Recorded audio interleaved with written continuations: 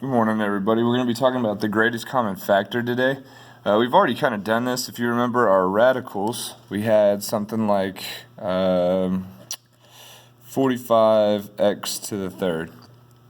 And when we were working these out, we would do our factor tree. And we do, 9 and 5. I can factor the 9 down to be a 3 and a 3. Okay. So that's factored down, and then we would write out our x's. X times x times x. Okay. Now, what we would do to figure out what goes on the outside is we would look and we would circle our pairs. Okay. And all of those go on the outside, so it would end up being 3x. And what's left on the inside? We have a 5 and an x. Okay, that's what we were doing before, but now we're going to do something a little bit differently, especially for today's assignment. Okay, we're going to be doing this with multiple, what's the word I'm looking for here? Multiple terms, and we're going to see which ones have similarities. So let's say we've got a problem. We'll start with something pretty easy here. Let's do 2a to the fourth plus 8a. Okay, and we want to figure out what these two things have in common. So what we're going to do is we're going to break each one of these down, and we're going to take all the pieces that we can find, and we're going to put them together. So we're going to look at this, and I've got 2a to the fourth. We'll do this one first. So in this, I have 2. Right, that one's on its own. That's pretty easy. And then I've got a times a times a and a. If I work on my 8a, well, I've got 4 and 2. Then I have 2 and 2. Okay. Now, this is going to be a little bit different than what we were doing before because we're not going to circle pairs. We are going to list all these out. So all our factors that we have here, we have 2 and 2 and 2. And then we also have, don't forget about this a up here. Okay, so when we list these out, it's pretty easy to look at what do we have that is common between these two.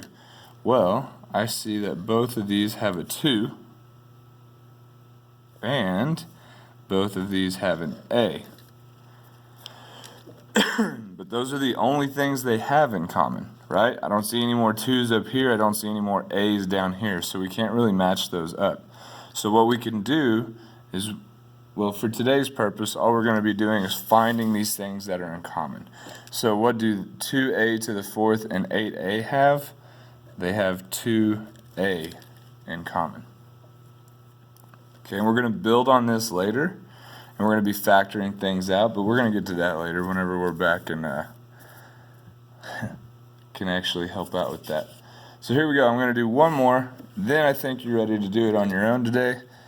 This one looks like we've got negative 60a to the third plus 20a squared minus 70a.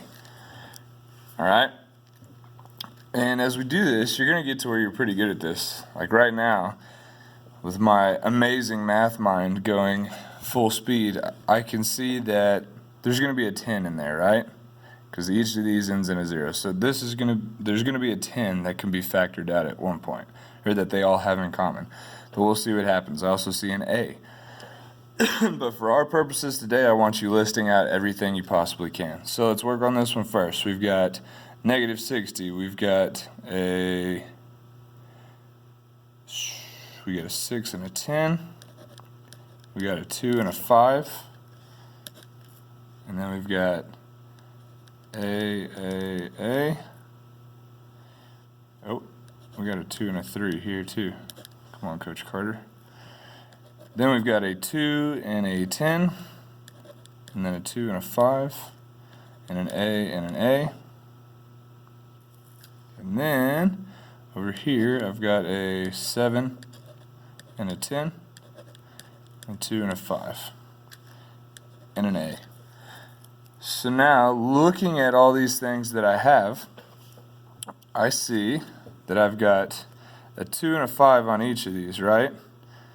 A 2 and a 5, 2 and a 5. Actually, let's list them out. It'll be a lot easier to see. So with negative 60, a to the third, I have a 2 times 3 times 2 times 5, a times a times a, with 20 a squared. Oh, and I have a negative as well. 20a squared, I have 2 times 2 times 5, a times a. And then with negative 70a, I have 7 times 2 times 5. I'm just writing out all these factors. Okay, I'm writing out all my factors that I have. Now I can look at this and see what I have in common. Well, I've got an a in each one of these, but I can't circle any of these because I don't have any more down here. It's what they all have. They all seem to have a 5, and they all seem to have a 2. But these have different numbers here, so that's all I can find that's in common. So just like we did when we were having the greatest common factor, when you circled 2 pairs, you multiplied them together to put them back outside of the house.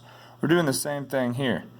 Okay, we're going to take this, and we're going to do a 2 and a 5, and we're going to multiply them together. So that is 10, like I said earlier. I could see that there was a 10 that's going to be pulled out.